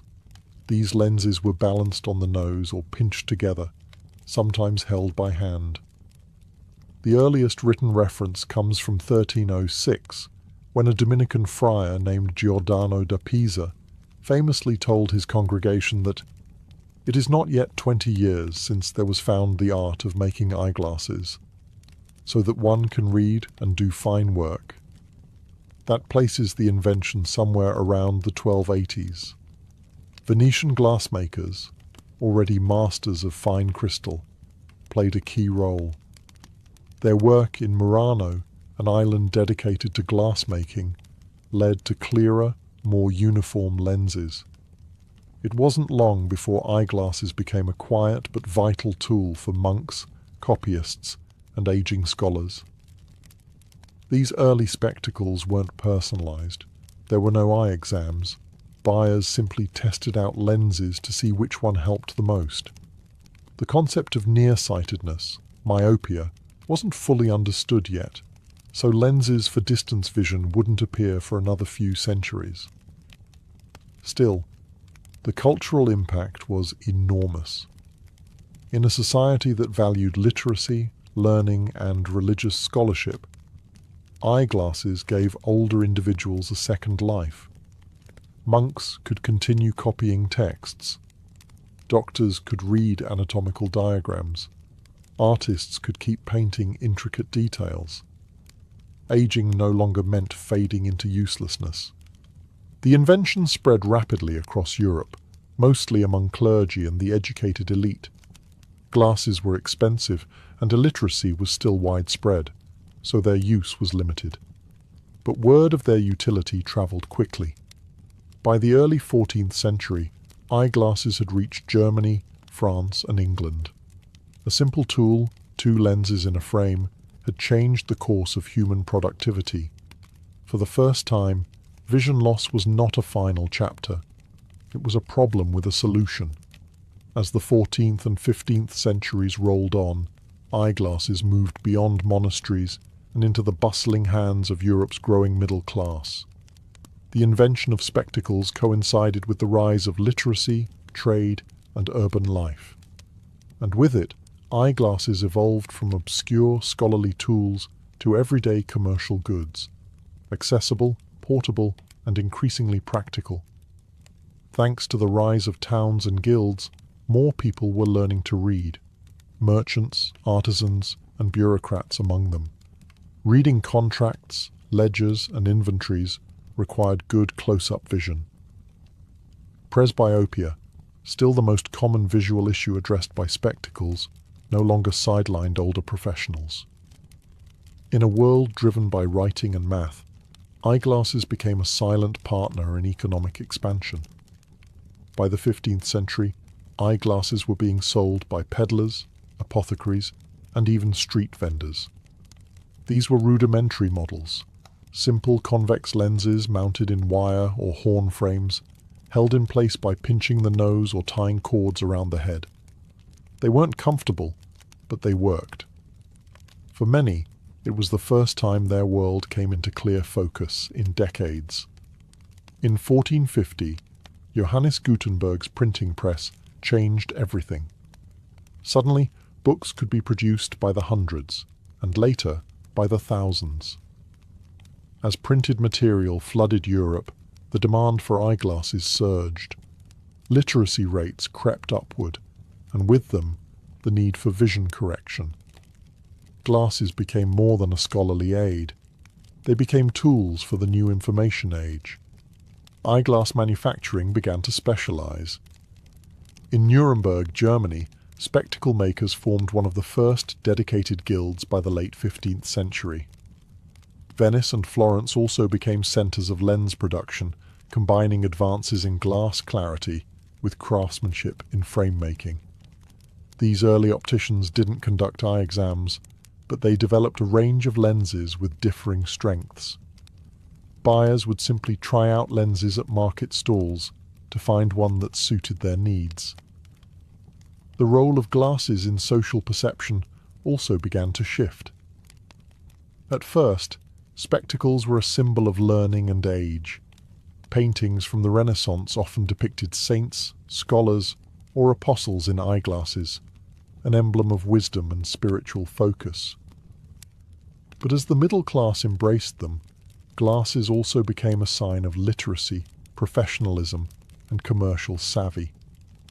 Eyeglasses were no longer elite curiosities. They were becoming something more radical, useful, widespread, and essential. The 17th century brought a seismic shift in how people understood vision. It wasn't just about practicality anymore. It was about physics. This was the age of Galileo, Kepler, and Newton, men who not only gazed at the stars, but also cracked open the science behind how light and lenses work. Their discoveries forever changed both astronomy and optics, pushing eyeglasses from folkcraft to scientific instrument. Johannes Kepler's work in 1604, Ad Vitelionem Paralipomena, laid the foundation for modern optics. He was the first to explain how convex and concave lenses corrected vision, differentiating between myopia, nearsightedness, and hyperopia, farsightedness. For the first time, eyeglass lenses could be understood in terms of precise light refraction, not just trial and error. Meanwhile, Galileo used modified lenses to build the first practical telescope. Others applied similar methods to microscopes. These developments turned humble reading lenses into tools for exploring the universe and the invisible.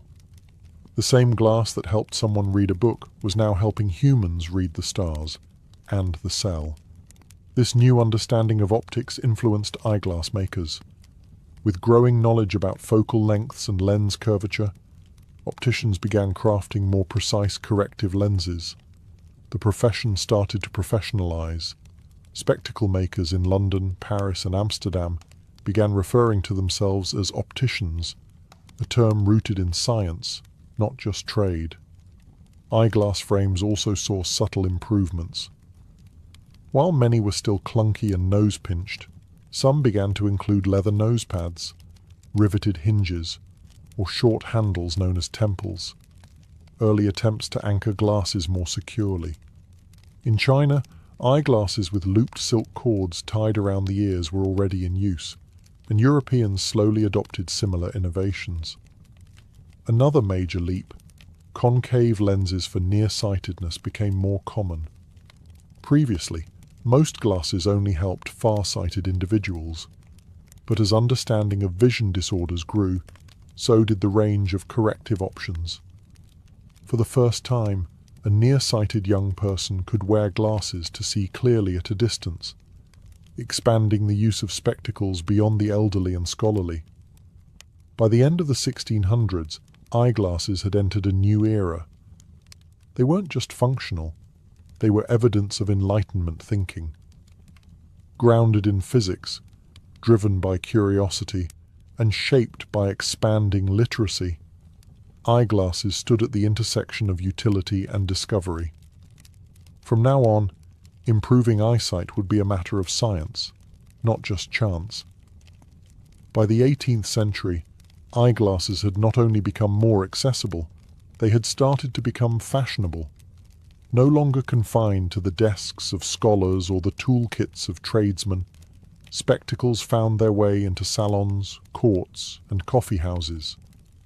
The Enlightenment, with its emphasis on reason and refinement, gave rise to a world where intellect was trendy, and so were the tools that symbolized it. Frame design began to improve dramatically. Gone were the awkward nose-pinched contraptions of the Middle Ages. In their place came temple spectacles, glasses with arms that extended over the ears, similar to what we wear today. Invented around the 1720s, these arms made glasses far more stable and comfortable, especially for everyday use. They were sometimes hinged, sometimes made of flexible wire, and often wrapped in silk or ribbon for extra flair. Materials diversified. Frames were crafted from tortoiseshell, horn, silver, and even gold. The elite could commission custom spectacles, complete with engraving or jeweled accents. While function remained important, form was catching up, fast. Public figures helped normalize glasses. Benjamin Franklin, perhaps the most famous bespectacled man of the era, not only wore them, but revolutionized them. In the 1780s, he invented bifocals, cutting two different lenses in half and combining them into one frame so he wouldn't have to switch between reading and distance glasses. It was a practical innovation with lasting impact. At the same time, portable eyewear became popular.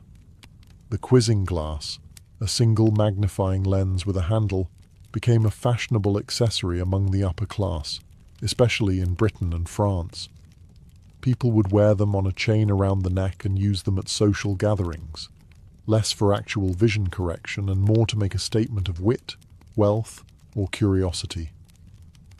Then came the lorgnette, a pair of spectacles with a handle, popular among aristocratic women. It could be elegantly flicked open and held up for reading or viewing opera performances. For many, it wasn't just about seeing clearly. It was about being seen. Eyeglasses in the 18th century had become markers of sophistication, intellect, and even flirtation. No longer a quiet sign of aging or infirmity, spectacles had joined the fashion world. They now framed more than eyes. They framed identity. The 19th century brought spectacles to the masses. With the rise of the Industrial Revolution came not just steam engines and factories, but a total transformation in how eyeglasses were made, sold, and worn. What had once been artisan-crafted accessories for the few became mass-produced necessities for the many. Before industrialization, glasses were mostly made by hand, one pair at a time. But new machinery allowed for the consistent production of lenses and frames on a large scale. Glass cutting, metal shaping, and lens grinding became faster and more precise. This meant more people could afford glasses, and more could finally see clearly. By the mid-1800s, eyeglasses were available in general stores and even by mail-order catalogue. You didn't need to visit an optician anymore. Instead, people would test pre-made lenses on their own, trying on different strengths until they found one that worked. While this was far from personalized eye care, it was a giant leap forward in accessibility. Frame styles also expanded. Steel, nickel, and celluloid, an early plastic, became popular materials, replacing more expensive horn or tortoiseshell. The classic pince-nez, a nose-clamping style with no temples, was trendy among both intellectuals and fashion-conscious gentlemen. Meanwhile, round wire-rimmed glasses, made famous later by figures like Gandhi and John Lennon, became a staple for professionals and students. For the first time, children's eyewear entered the market. As public education spread and literacy soared, so too did the need for vision correction among school-age kids.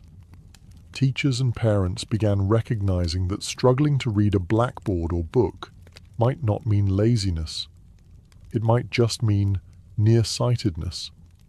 Medical understanding of the eye also advanced. Ophthalmology became a formal field, and eye exams began to standardize. In 1862, German ophthalmologist Hermann Snellen created the Snellen chart, the familiar wall chart with rows of shrinking letters, revolutionizing how vision was measured. Meanwhile, glasses became more acceptable in public. In earlier centuries, many hid their need for spectacles out of embarrassment. But in the 19th century, wearing glasses became a sign of seriousness, education, and rising middle-class respectability. Glasses were practical, but also professional. By the dawn of the 20th century, the world was clearer than it had ever been. Glasses were everywhere, in classrooms, factories, courtrooms, and newspapers. Sight had become industrialized, and vision, for the first time in history, was mass-marketed. As the 20th century dawned, eyeglasses were no longer just corrective tools. They were a cultural force. This was the century where vision met identity, where fashion collided with science, and where spectacles became as personal as fingerprints. It was also the beginning of a technological arms race in optics, one that would define modern eye care. In the early 1900s, wire-rim glasses remained popular, especially for intellectuals and professionals. But mass production continued to evolve, and with it came new styles, shapes, and materials. By the 1920s and 1930s, celluloid and other plastics allowed for bolder frames, giving rise to more expressive eyewear. Thick black rims became associated with confidence and authority. Eyeglasses were no longer something to hide. They were something to show off. Hollywood played a pivotal role. Actors like Harold Lloyd, who wore round, horn-rimmed glasses, made spectacles part of his signature look. Later, stars like Marilyn Monroe, James Dean, and Audrey Hepburn wore glasses both on and off screen. Glasses that emphasized their personality, not their impairments. During World War II, innovation accelerated. Military demand for better optics led to advancements in lens durability, anti-reflective coatings, and lightweight frame design. The military also issued standardized glasses, nicknamed GI glasses, or, less affectionately, birth control glasses, for soldiers.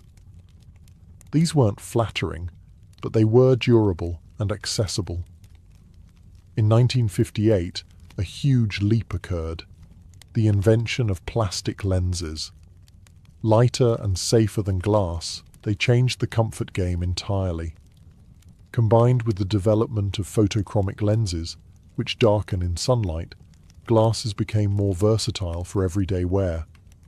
Then came contact lenses. Though invented earlier, it wasn't until the 1950s and 60s that soft contacts became commercially viable. Suddenly people had a choice. You could wear glasses, or not. Meanwhile, fashion exploded.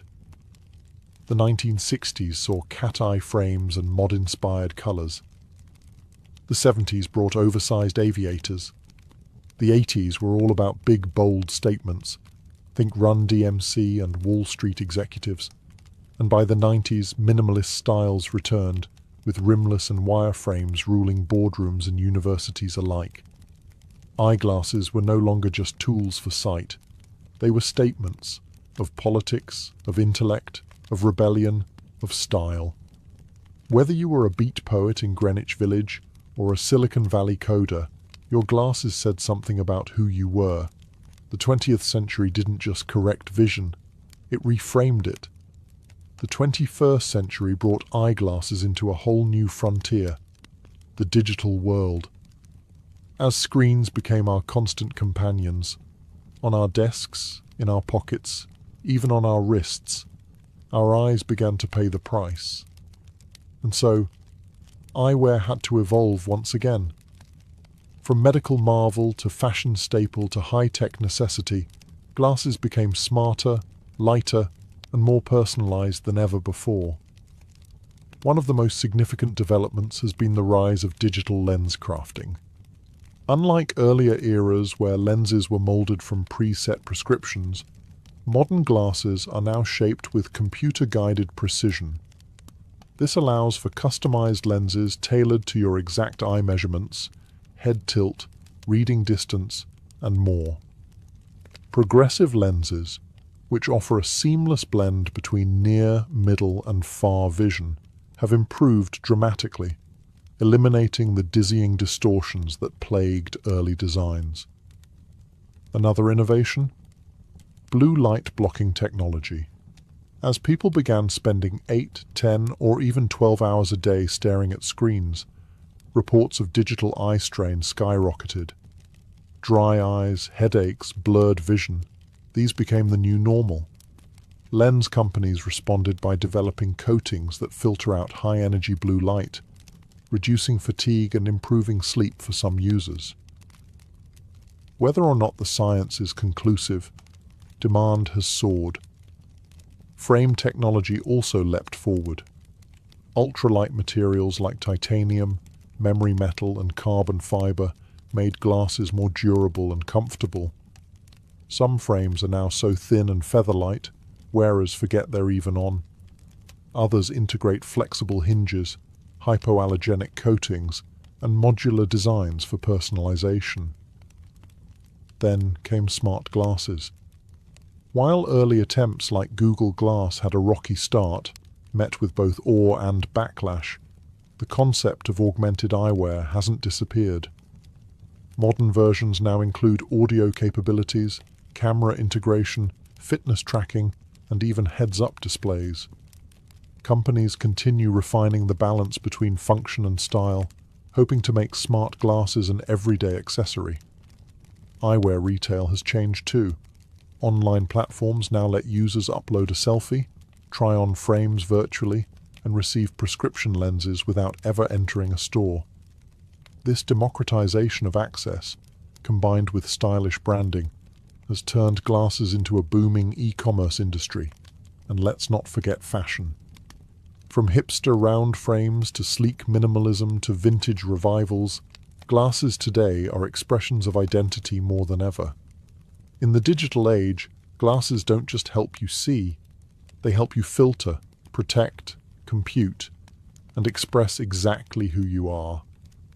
As we peer into the future of eyeglasses, the lines between technology, biology, and fashion continue to blur. We're now entering an era where correcting vision is just the beginning, where glasses might enhance human ability, serve as wearable computers, or eventually disappear altogether. The future isn't just about seeing better, it's about seeing differently.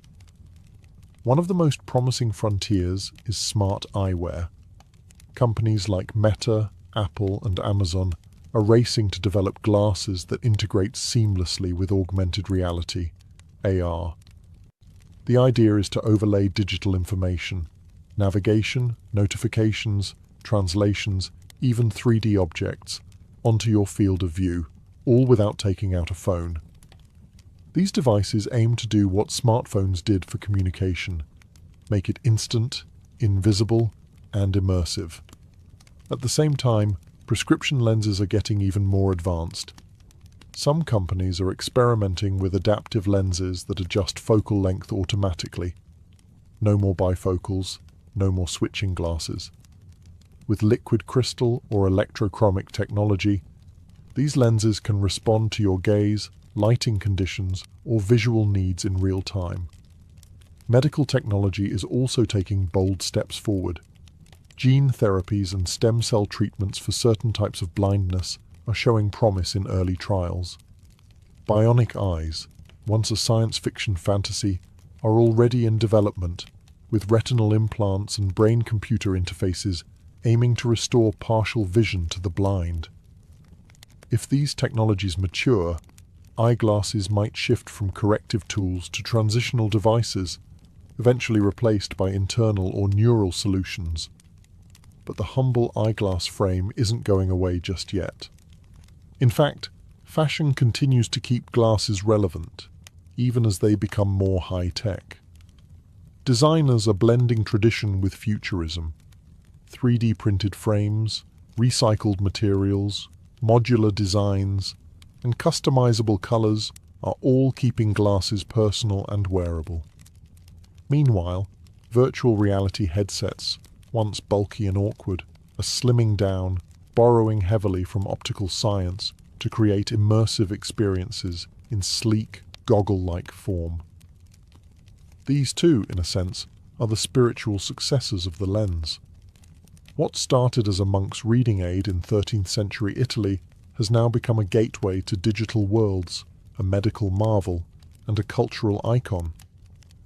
The story of eyeglasses isn't just about helping us see the world more clearly. It's about how the world has come to see us, and how that vision continues to evolve, one lens at a time.